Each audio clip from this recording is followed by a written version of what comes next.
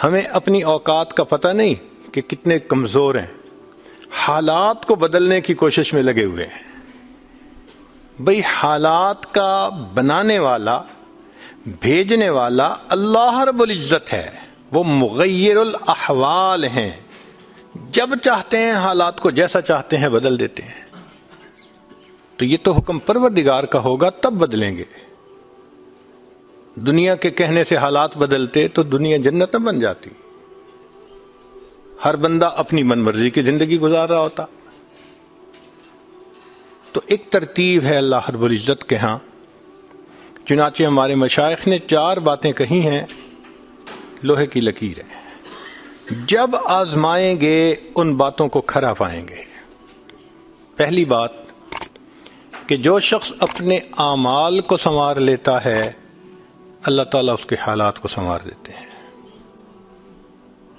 جو شخص اپنے اعمال کو سنوار لیتا ہے اللہ تعالیٰ اس کے حالات کو سنوار دیتے ہیں۔ ہم اس کوشش میں لگے ہوئے ہیں کہ حالات پہلے سنوریں پھر اعمال سنواریں گے۔ آپ بات کریں دوست سے، بھئی آپ مسجد میں نظر نہیں آتے، کچھ کاروباری حالات ٹھیک نہیں، ٹھیک ہو گئے تو میں مسجد میں آؤں گا۔ یعنی ہم چاہتے ہیں حالات پہلے ٹھیک ہوں، اعمال بعد میں ٹھیک ہوں گے۔ کیسے ترتیب الٹ سکتے ہیں ہم؟ چنانچہ جسے دیکھیے وہ اسی کوشش میں لگا ہوا ہے کہ پہلے حالات ٹھیک ہوں بعد میں اعمال ٹھیک کریں گے۔ تو ترتیب ہی الٹی ہم کرتے پھر رہے ہیں۔ اعمال کو جو شخص سنوار لیتا ہے اللہ تعالیٰ اس کے حالات کو سنوار دیتے ہیں۔ اعمال بگڑیں گے، حالات بگڑیں گے۔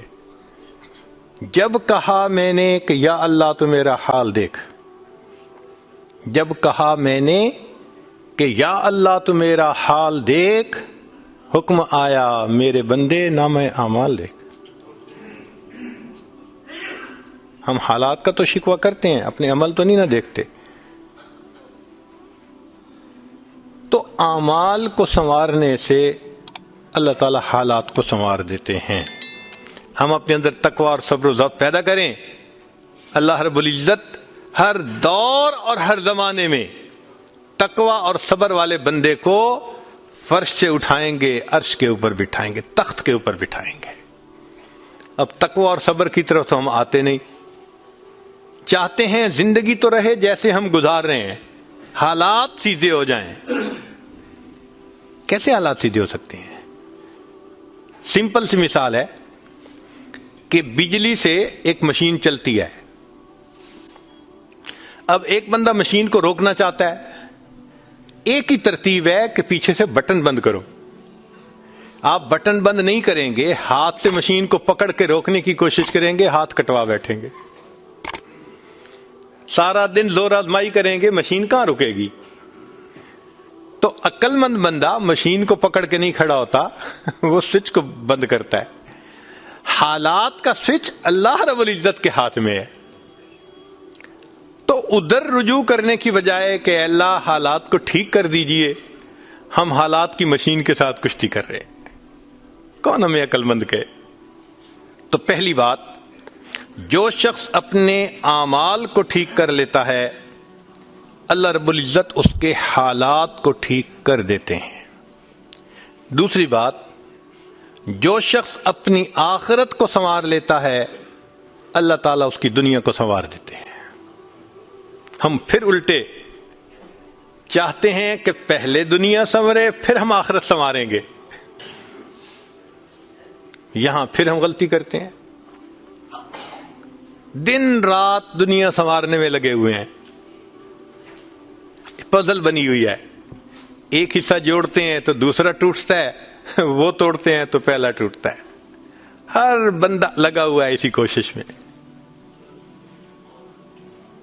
تو اللہ رب العزت کے ہاں ترتیب یہ ہے۔ اس کی مثال اگر دیکھنی ہو، صحابہ رضی اللہ عنہ کی مبارک زندگیوں کو دیکھیے، انہوں نے اپنی آخرت کو سنوارا، اللہ نے اس کے نتیجے میں ان کی دنیا کو سنوار دیا۔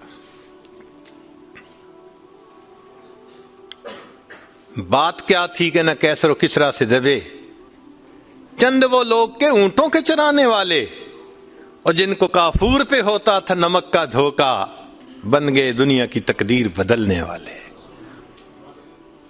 انہوں نے اپنی آخرت کو سنوارا، اللہ نے دنیا سنواری۔ کیسے؟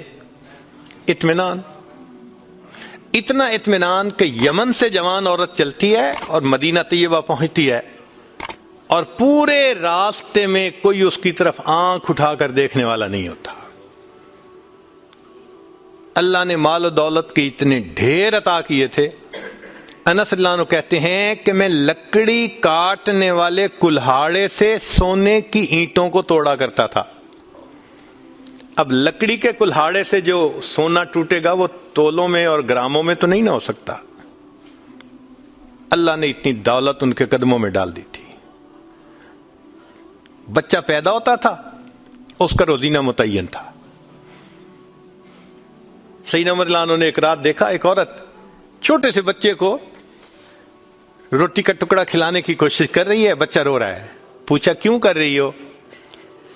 کہنے لگی کہ امیر المومنین نے قانون بنایا ہوا ہے کہ جب بچہ دودھ چھوڑے گا پھر ہم بیت المال سے روزینہ متعین کریں گے، تو میں کوشش کر رہی ہوں۔ عمر رضی اللہ عنہ آئے، بہت روئے۔ صحابہ کہتے ہیں کہ اس دن فجر کی نماز پڑھائی، قرات کے اندر اتنا گریا اور بکا تھا کہ ہمیں سمجھنا مشکل ہو رہا تھا، اتنا رو رہے تھے۔ ہم حیران تھے آج امیر المومنین کو کیا ہوا۔ نماز پڑھانے کے بعد ممبر پر بیٹھے، عمر کے اوپر اللہ رحم کرے اس نے کتنے بچوں کی جان لی ہوگی۔ مقصد یہ تھا کہ میں نے جو یہ قانون بنایا تو کتنی ماؤں نے معصوم بچوں کے دودھ چھڑوائے ہوں گے اور وہ دودھ سے محروم ہوں گے میری وجہ سے۔ پھر اعلان فرمایا کوئی ماں بچے کو دودھ جلدی مت چھڑوائے، جس دن بچہ پیدا ہوگا اسی دن بیت المال سے وظیفہ متعین کر دیا جائے گا۔ آج سے 1400 سال پہلے ہے۔ تو انہوں نے اپنی آخرت کو سنوارا، رب کریم نے اس کے بدلے ان کی دنیا کو سنوار دیا۔ قرآن مجید میں اللہ تعالیٰ فرماتے ہیں وَلَوْ أَنَّ أَهْلَ الْقُرَىٰ آمَنُوا وَاتَّقَوْا، اگر یہ بستی دیسوں والے ایمان لاتے، تقوی کو اختیار کرتے، لَفَتَحْنَا عَلَيْهِمْ بَرَكَاتٍ مِّنَ السَّمَاءِ، ہم ان کے لیے آسمان سے برکتوں کے دروازے کھول دیتے۔ تو ترتیب یہی ہے کہ جو آخرت کو سنوارتا ہے اس کوشش میں لگتا ہے، دنیا اس کا سایہ ہے۔ اللہ دنیا کو خود بخود سنوار دیتے ہیں، الگ سے محنت نہیں کرنی پڑتی۔ مثال کے طور پہ جو بندہ سچ بولتا ہے تجارت میں، اللہ تعالیٰ اس کی تجارت کو خود سنوار دیتے ہیں۔ قسم اٹھا کے یہ بات کہی جا سکتی ہے کہ سچ بولنے والا تاجر کبھی مفلس نہیں ہو سکتا۔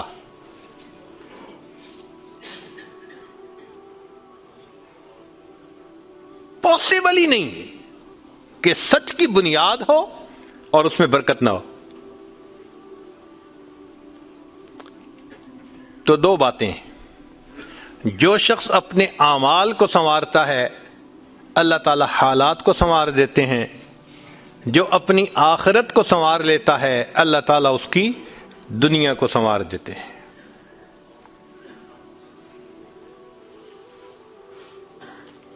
ہارون رشید اپنی کھڑکی میں سے نیچے دیکھ رہا ہے، مسجد کے دروازے پر امام ابو یوسف رحمۃ اللہ علیہ تشریف لا رہے ہیں اور ان کے پیچھے دو شاگرد ساتھ ساتھ جڑے ہوئے ہیں۔ دونوں چاہتے ہیں کہ میں جوتے اٹھاؤں،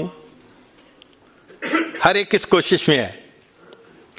جب امام ابو یوسف رحمۃ اللہ نے جوتے اتارے تو ان میں سے ایک بچے کا ہاتھ ایک جوتے پہ پڑا، دوسرے کا ہاتھ دوسرے جوتے پہ پڑا، دونوں نے ایک ایک جوتا اٹھا لیا۔ پھر انہوں نے فوراً آپس میں یہ طے کر لیا کہ ایک نے کپڑا بچھایا، رومال، ایک نے بھی جوتا ڈالا، دوسرے نے بھی اس میں ڈال دیا، ایک نے ایک طرف سے پکڑ لیا، دوسرے نے دوسری طرف سے، کہ دونوں کو جوتے اٹھانے کا اجر مل جائے۔ حضرت آگے جا رہے ہیں اور پیچھے دو طالب علم اس طرح جوتے لے کے جا رہے ہیں کہ رومال کے اندر جوتے ہیں، ایک نے بھی پکڑا ہوا ہے دوسرے میں بھی پکڑا ہوا ہے۔ ہارون رشید نے دیکھا تو ٹھنڈی سانس لی، بیوی نے پوچھا ہارون رشید کیا ہوا؟ کہنے لگا یوں تو دنیا ہمیں بادشاہ کہتی ہے، ہمارے جوتے اٹھانے کے لیے بھلا کون جھگڑتا ہے؟ یوں تو دنیا ہمیں بادشاہ کہتی ہے، ہمارے جوتے اٹھانے کے لیے بھلا کون جھگڑتا ہے۔ جو آخرت سنوارتا ہے اللہ ایسے دنیا سنوارتے ہیں کہ دنیا جوتے اٹھانے کے لیے جھگڑتی ہے آپس میں۔ تو فرمایا کہ جو اپنی آخرت کو سنوار لیتا ہے اللہ تعالیٰ اس کی دنیا کو سنوار دیتے ہیں۔ چنانچہ ایک سیاح ہندوستان آیا گھومنے پھرنے کے لیے، اجمیر شریف بھی گیا، وہاں اس نے حضرت خواجہ معین الدین چشتی اجمیری رحمۃ اللہ علیہ کے مزار پہ دیکھا مسلمان بھی آ رہے ہیں اور ہندو بھی آ رہے ہیں اور سکھ بھی آ رہے ہیں۔ اللہ کی شان، اللہ رجوع دے دیتا ہے نا، سبھی آ رہے ہیں دعائیں مانگ رہے ہیں۔ تو وہ بڑا حیران کہ ہر کمیونٹی کے لوگ آ رہے ہیں، ہر مذہب کے لوگ آ رہے ہیں۔ تو جب واپس گیا تو بیوی نے پوچھا کہ بتائیں آپ نے کون سی انوکھی چیز وہاں دیکھی؟ تو اس نے کہا ہاں میں نے ایک چیز انوکھی دیکھی کہ ایک شخص قبر میں لیٹا ہوا تھا مگر لوگوں کے دلوں پر حکومت کر رہا تھا۔ ایک شخص قبر میں لیٹا ہوا تھا مگر لوگوں کے دلوں پہ حکومت کر رہا تھا۔ اللہ تعالیٰ یوں دنیا سنوارتے ہیں۔ تو دو باتیں، جو شخص اپنی اعمال کو سنوار لیتا ہے اللہ تعالیٰ اس کے حالات کو سنوار دیتے ہیں، اور جو شخص اپنی آخرت کو سنوار لیتا ہے اللہ تعالیٰ اس کی دنیا کو سنوار دیتے ہیں۔ تیسری بات کہ جو شخص اللہ رب العزت سے اپنے تعلق کو سنوار لیتا ہے اللہ مخلوق سے اسے تعلق کو سنوار دیتے ہیں۔ آج ہم چاہتے ہیں چچا راضی ہو جائے، پھپھو راضی ہو جائے، بہن راضی ہو جائے، اور عجیب بات ہے یہ رشتہ داریوں کے معاملے ہیں ہی ایسے، کھاؤں کدھر کی چوٹ بچاؤں کدھر کی چوٹ، سمجھ ہی نہیں لگتی کہ سب کو کیسے راضی کیا جائے۔ انسان حیران ہوتا ہے اور جی ہم تو سب کے ساتھ اچھا کرتے ہیں مگر پتہ نہیں رشتہ دار ہم سے راضی نہیں ہوتے۔ اس کے پیچھے بھی راز ہے، کیوں کہ ہم نے اللہ سے اپنے تعلق کو تو سنوارا نہیں ہوتا، مخلوق سے تعلق کیسے سنورے گا؟ تو فرمایا کہ جو شخص اللہ رب العزت سے اپنے تعلق کو سنوار لیتا ہے اللہ تعالی مخلوق کے ساتھ اس کے تعلق کو سنوار دیتے ہیں۔ اگر اس کی مثال دیکھنی ہے تو نبی علیہ الصلوۃ والسلام کی مبارک زندگی کو دیکھیے۔ ایک وہ وقت بھی تھا کہ جب اپنے رشتہ دار نبی علیہ الصلوۃ والسلام کو تکلیف پہنچاتے تھے، آپ بازار میں آگے آگے دعوت کا کام کرتے تھے اور پیچھے آپ کا چچا ابو لہب لوگوں کو کہتا تھا کہ یہ شخص غلط بیانی کر رہا ہے، تم اس کی بات مت ماننا، اپنے مخالفت کرتے تھے۔ ایک وہ وقت بھی تھا۔ پھر ایک وہ وقت آیا کہ جب اپنوں نے مکہ مکرمہ میں جینا تنگ کر دیا اور نبی علیہ الصلوۃ والسلام نے بیت اللہ کو دیکھ کر کہا بیت اللہ میں تجھے کبھی نہ چھوڑتا مگر مکہ کے رہنے والے مجھے یہاں بسنے نہیں دیتے۔ مبارک آنکھوں میں آنسو تھے اور اللہ کے حبیب جدا ہو رہے تھے۔ پھر کیا ہوا؟ 10 سال کے ہی عرصے میں حالات نے وہ پلٹا کھایا کہ جب آپ آ کر فاتح مکہ بن کر بیٹھے تو وہی قریش تھے جو قدموں میں آ کر پڑ گئے اور انہوں نے آپ کی غلامی اختیار کر لی۔ ہندا نے کہا جتنے خیمے دنیا میں تھے سب سے زیادہ آپ کے خیمے سے مجھے نفرت ہوا کرتی تھی، آج جتنے خیمے ہیں سب سے زیادہ محبت مجھے آپ کے خیمے سے ہے۔ اللہ اکبر کبیرہ۔ تو جو شخص اللہ سے اپنے تعلق کو سنوار لیتا ہے اللہ مخلوق سے اس کے تعلق کو سنوار دیتے ہیں۔ فضیل بن عیاض رحمۃ اللہ علیہ فرماتے ہیں مجھ سے جب بھی اللہ تعالیٰ کی نافرمانی ہوئی، مجھ سے جب بھی اللہ تعالیٰ کی نافرمانی ہوئی میں نے اس نافرمانی کا اثر اپنے ماتحتوں کے اندر دیکھا۔ یہ ریفلیکشن ہوتی ہے، ہم اللہ کی نافرمانی کرتے ہیں اللہ مزہ چکھا دیتے ہیں کہ اپنے جو ماتحت ہوتے ہیں ان کو نافرمان بنا دیتے ہیں. اچھا بھائی تم ذرا اس کو ایکسپیرینس کرو ذرا. وہ جی کیا کریں، بیوی سنتی ہی نہیں ہے، حضرت بس اولاد افلاطون بن گئی ہے، حضرت بچے نے ذلیل کر دیا ہے. کیوں شکوے ہوتے ہیں ہمیں کہ ہمارے ماتحت ہماری نہیں مانتے، جبکہ ہم اپنے آقا کی نہیں مان رہے ہوتے. فرماتے ہیں کہ جب بھی مجھ سے اللہ تعالیٰ کی نافرمانی ہوئی، میں نے آزما کے دیکھا، یا تو بیوی نے میری نافرمانی کی، یا میری اولاد نے میری نافرمانی کی، یا میرے نوکروں نے، غلاموں نے، انہوں نے میری نافرمانی کی، یا کم از کم میری سواری کے جانور نے میری نافرمانی کی. یہ ہے عدل کا بدلہ. اپنے آقا کی نافرمانی کریں گے، اللہ تعالیٰ ماتحتوں کو نافرمان بنا کر دکھائیں گے. اس لیے اولاد کے شکوے کرنے کی ضرورت نہیں ہے، بیوی کے شکوے کرنے کی ضرورت نہیں ہے. سمپل سی بات ہے، اللہ رب العزت سے اپنے تعلق کو سنوار لیجئے، اللہ تعالیٰ مخلوق سے ہمارے تعلق کو سنوار دیں، سب کے دلوں میں محبت ڈال دیں گے. سیدنا امیر معاویہ رضی اللہ عنہ نے خط لکھا ام المومنین سیدہ عائشہ صدیقہ رضی اللہ تعالی عنہا کو کہ ام المومنین آپ امت کی ماں ہیں، آپ مجھے کوئی نصیحت فرمائیے. اور واقعی ام المومنین نے نصیحت کرنے کا حق ادا کر دیا. وہ نصیحت پڑھ کے پتہ چلتا ہے کہ انہوں نے نبی علیہ الصلوۃ والسلام کی صحبت یافتہ ہونے کا ثبوت پیش کر دیا.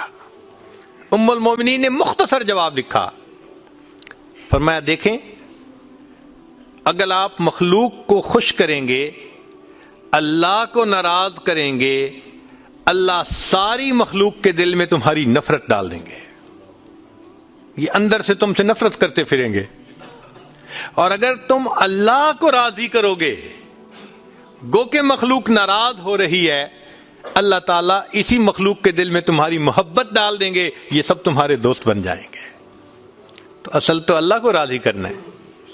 تو فرمایا کہ تم اللہ سے اپنے تعلق کو سنوار لو، اللہ تعالیٰ مخلوق سے تمہارے تعلق کو سنوار دیں گے. تو اولاد کو نیک بنانے کا سب سے آسان طریقہ خود نیک بن جائیے. جو خود نیک بنتا ہے اور اللہ کے حکم کو توڑنے سے باز آ جاتا ہے، اللہ تعالیٰ اولاد کو مطیع اور فرمانبردار بنا دیتے ہیں.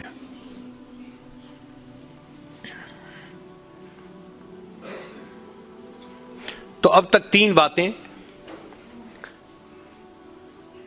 جو شخص اپنے اعمال کو سنوار لیتا ہے، اللہ تعالیٰ اس کے حالات کو سنوار دیتے ہیں.